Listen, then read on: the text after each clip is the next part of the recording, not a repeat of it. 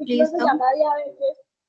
Este artículo fue un estudio realizado en mujeres de 21 años de edad de una comunidad indígena, las cuales están en estado de gestación o estuvieron en estado de gestación.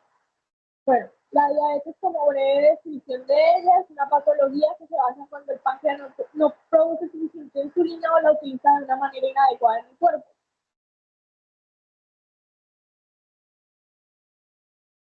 La primera variable que utilizamos fue la glucosa, que nos dio una media de 120.89, que es el promedio de glucosa en la tomada en la muestra. Tenemos una desviación estándar de 31,97, que es un indicio que se aleja del promedio de los niveles de glucosa respecto a la media, pero tiene un valor que refleja dispersión moderada, una varianza de 1022,25, que es la medida de varianza total que se encontró. Tenemos una MOA de 125, que es el valor de glucosa que más se repite en la muestra. Tenemos un cuartil 1 que nos dice que el 25% de las personas tienen glucosa igual o menor a 99,9.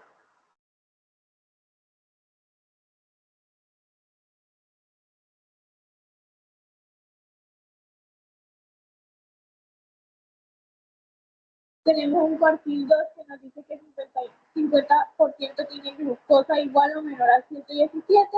Un cuartil 3 que nos dice que el 75% de las personas tienen niveles iguales o menores a 140,25. Y tenemos un mínimo de 0, que es el valor más bajo que se demostró en la muestra, y un máximo de 199, que es el más alto que se demostró en la muestra. Esto muestra una alta dispersión y posibles valores atípicos. Los valores atípicos se pudieron haber dado porque fueron tomados al azar o hubo un error al subir el artículo a la plataforma.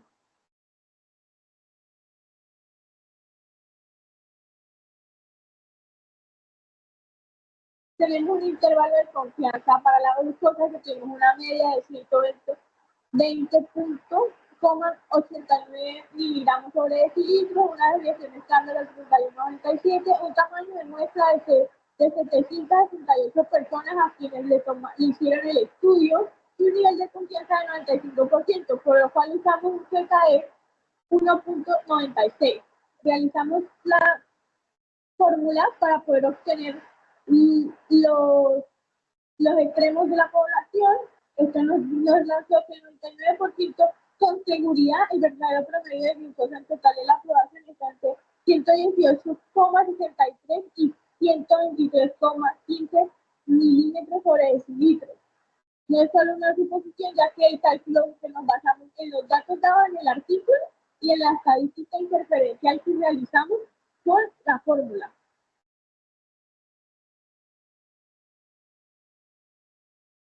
Bueno, la otra variable que utilizamos fue la de la edad. Esto nos da que en la media de la edad fue de 33,24 años, lo que indica que en un promedio las personas tienen una edad de 33 años. La desviación estándar que nos arrojó fue de 11,77, lo que refleja una variabilidad moderada que nos dice que las personas tienen entre diferencias 12 años de edad respecto al promedio que se había dado. La varianza es de 138,30 y el coeficiente de varianza es de 35,38%, confirmando una dispersión significativa entre dos grupos. Cabe destacar que antes nos había dicho que eran 12 años de diferencia. Los cuartiles. El cuartil 1 nos dice que el 25% de las personas tienen 24 años o menor a 24 años. Nos dice que el 50% tiene 29 años o menor a 29 años. Esto es el cuartil 3. El cuartil 2, perdón. En el cuartil 3 nos dice que el 75% tiene entre 41 o menor a 41 años de edad. La moda es de 22 años, siendo la edad más frecuente que se puede observar en la muestra. El rango de edad va desde los 21 hasta los 81, lo que indica una población diversa en cuanto a edad. Esto quiere decir que no solamente se la realizó el estudio a mujeres de 21 años de edad, como nos indica en la descripción del artículo, sino que también lo dieron a adultos mayores, lo que nos puede dar una suposición de que no solamente se le realizó el estudio a mujeres que están embarazadas, sino a mujeres que tuvieron una gestación antes, muchísimo tiempo antes.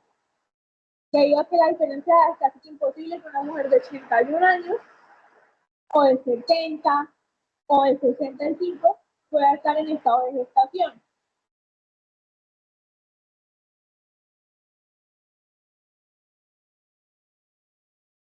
El intervalo de confianza de la edad nos dice que la media de edad es de 33,24, lo que quiere decir que son 33 años. La desviación estándar es de 11,76 y el tamaño de la muestra es de 78 personas. Realizamos la fórmula para sacar los intervalos de confianza con el margen de error. Entonces nos dice que el 95% de confiabilidad de la edad promedio real de la población está entre 32 y 34 años. El margen de error es bajo, es de 0.8316, lo que indica alta precisión en la estimación. Pero entonces esto no se contradice los datos encontrados en los cálculos del artículo, debido a que hay registradas personas de 65 años hasta 81 años. Lo que nuevamente indica que los datos fueron tomados al azarmente. La siguiente compañera explicará la otra variante que escogimos.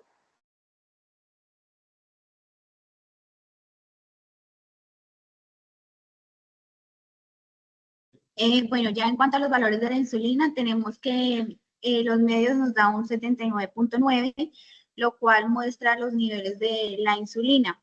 En cuanto a la desviación estándar, nos da un resultado de 11,524, que esta es una alta expresión, que estándar nos da un resultado de 11,524, que esta es una alta expresión, que pues nos indica una alta variabilidad pues en los niveles de insulina. Ya en cuanto a la varianza, nos da un porcentaje de 13,28, 1,18, pues que esto refleja una varianza significativa pues en los datos. En cuanto a la moda, nos dio un valor de 0, lo que nos indica que pues hay registros sin insulina detectable. En cuanto al cuartil 1, tenemos que pues el 25 de los valores son menores de 0. Tenemos otro porcentaje que es la mediana. La mediana, pues es la mitad de los valores, son menores o iguales a 30,5. En el cuartil 3 tenemos un resultado de 127,25, pues que este nos arroja que es el 75% de los valores son menores o iguales a 127,5. Ya en el mínimo tenemos 0, valor más bajo registrado. En el máximo tenemos 846, que pues aquí se refleja un valor más alto registrado, indicando pues posibles valores atípicos. En cuanto pues ya a los intervalos de confianza de la insulina, tenemos la media de edad, que nos da un 79,79, la desviación estándar nos da un 11,524, tamaño de la muestra 768 personas. Como en conclusión, tenemos que pues un 95 de confianza, el nivel promedio real de la insulina en la población está entre 71,64 y 87,94.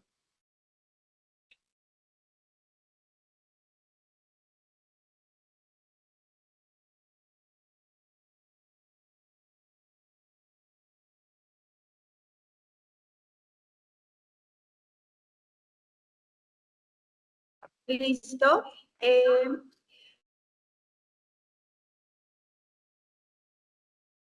Seguimos con los datos ingresados, que tenemos la prueba de hipótesis, que las personas jóvenes y mayores tienen niveles de glucosa diferentes. Acá en esta la dividimos en dos poblaciones, en dos grupos, que fue jóvenes y adultos, que tenemos jóvenes, personas con edad de menor a 30 años y adultos con personas con edad igual o mayor a 30 años. Ya tenemos lo de los datos de la muestra, que tenemos en glucosa medios de 120,89, desviación estándar de 31,97, mediana de 117, cuartil 1 de 91 y cuartil 3 de 140-27. Ya en la edad tenemos una mediana de 29, pues lo cual justifica el punto de corte de los 30 años. Y ya en el rango, pues tenemos de 21 a 81 años. Ya en la hipótesis nula, pues acá no hay diferencia en los niveles de glucosa entre los jóvenes y mayores. Y en la hipótesis alternativa, pues sí hay diferencia.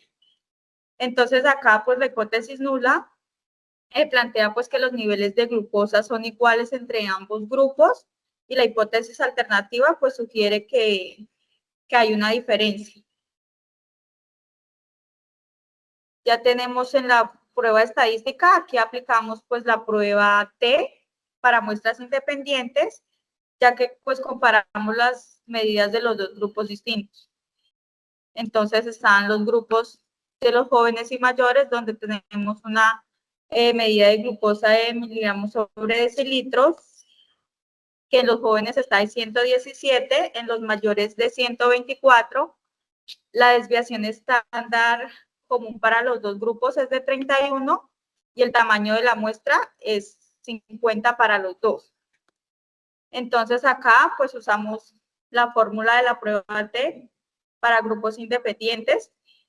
Acá el valor calculado fue T igual a menos 1.13, donde pues el valor T no es lo suficientemente grande pues para rechazar la hipótesis nula.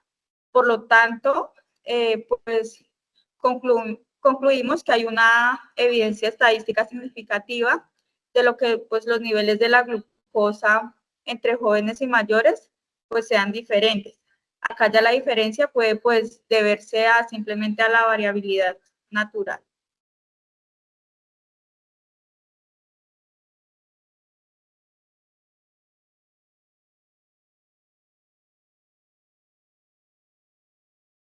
Bueno, entonces ya en los datos P-valor, tenemos la pregunta de las personas jóvenes y mayores tienen niveles de glucosa diferentes.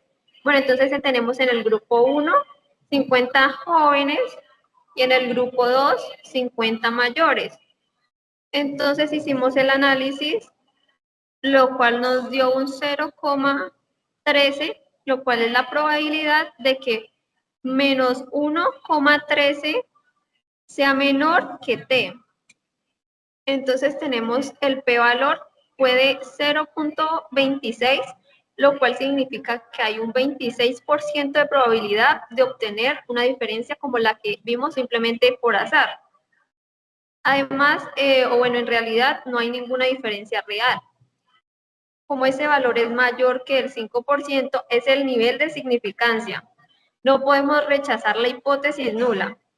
Esto nos dice que la diferencia observada no es estadísticamente significativa.